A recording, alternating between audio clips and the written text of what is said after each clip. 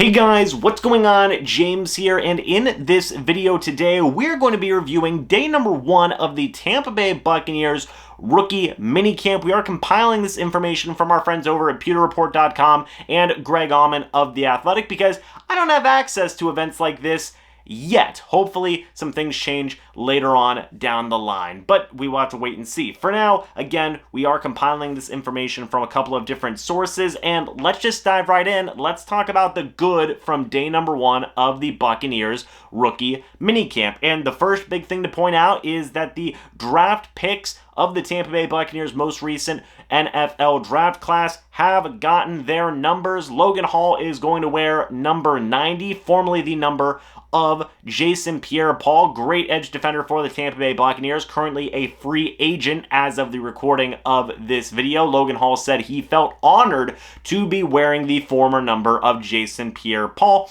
Also, that may give an indication as to how likely it is that JPP returns to the Tampa Bay Buccaneers. But with the other draft picks, Luke Gedeke is going to be wearing number 67. Rashad White is going to be wearing number 29, although he may be changing that number in the near future. We will have to wait and see. Jaydon is going to be wearing number 88. Jake Camarda is going to be wearing number 5. Zion McCollum is going to be wearing number 27. Ko Kieft is going to be wearing number 41. And Andre Anthony is going to be wearing number 46. If there are any changes to the numbers, I will let you guys know, probably in a separate video, but those are going to be the numbers to look out for in the preseason, in training camp practices, and possibly even in the regular season as well. Those are the numbers for the most recent Buccaneers draft picks. But how did some of these players look in day number 1 of rookie minicamp? Well, the first guy to highlight here is Rashad White, who apparently looked in fantastic shape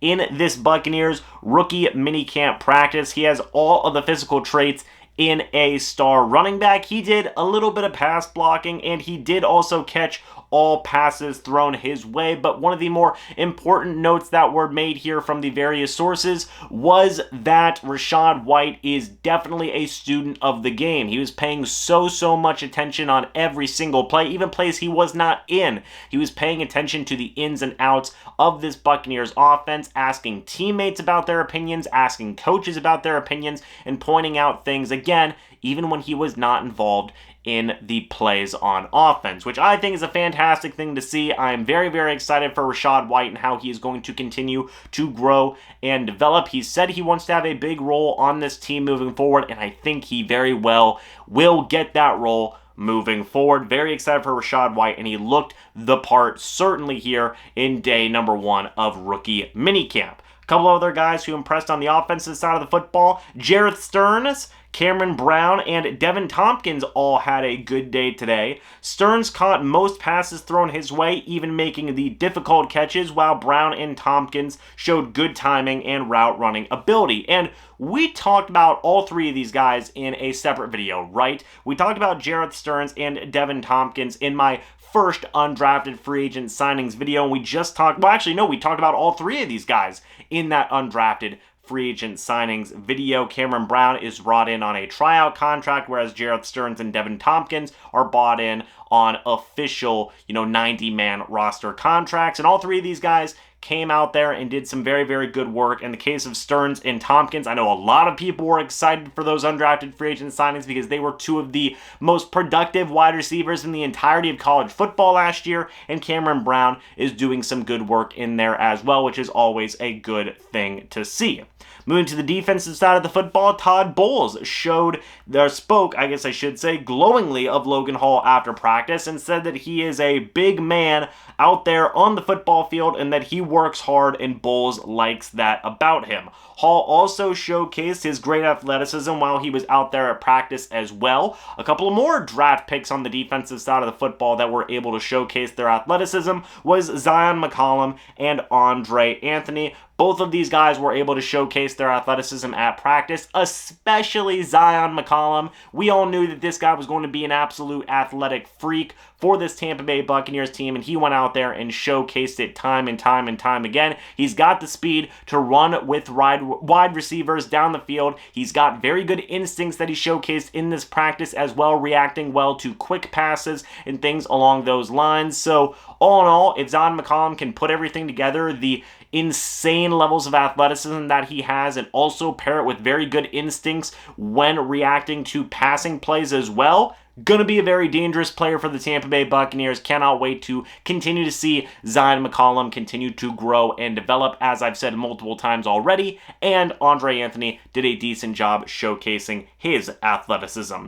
Finally, folks, the last thing in terms of positives is on the special teams side. Jake Camarda has a very, very large leg, and the man was booming punts left, right, and center in this practice today. No mention of Parker White, which I thought was strange. Maybe he isn't out there at practice today. He might be there tomorrow, but Jose Borregales was out there, and all indicators have talked about how he and Ryan Suckup will be battling for the Buccaneers kicking spot this upcoming season. But back to Jake Camarda, the man has a huge leg. He was booming punts, very good hang times in there as well. Basically exactly as advertised when the Buccaneers drafted him in this most recent NFL draft. But now, let's go ahead, let's shift gears, let's talk about some guys who did not have the best practice here in day number 1. First couple of guys worth talking about are Akil Glass and Peyton Ramsey, who, according to sources, did not look good in practice today, not doing well on a number of throws for various reasons. They were either overthrowing guys, underthrowing guys, missing on timing.